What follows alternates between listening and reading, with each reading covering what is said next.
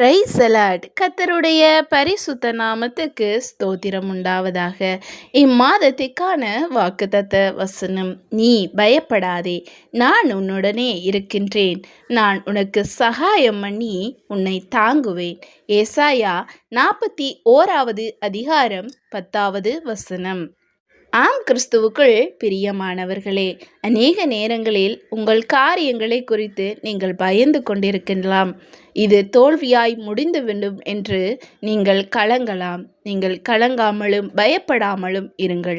உங்களுக்கு சகாயம் பண்ணும் தேவன் பெரியவராய் உங்களோடு இருக்கின்றார்.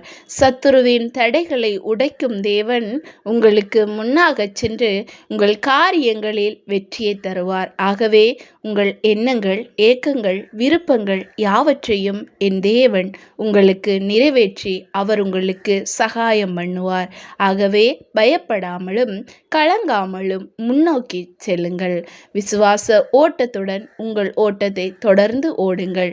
ஆமேன்.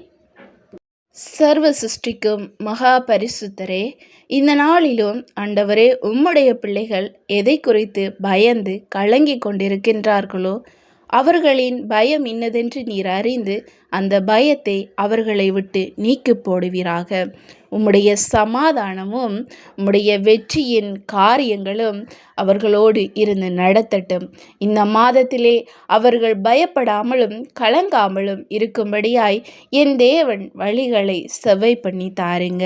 ஆண்டவரே, உம்மை நோக்கி பார்க்கிற ஜனங்கள் வெட்கப்படாமலும் தோற்று போகாமலும் இருக்கும்படியாய் செய்யுங்க. ஆண்டவரே, ஏசப்பா, உம்முடைய பிள்ளைகளின் எண்ணங்கள், ஏக்கங்கள், விருப்பங்கள் யாவற்றையும் என் தேவன் நிறைவேற்றி தருவீராக. இயேசுவின் நாமத்தினாலே ஆமேன்.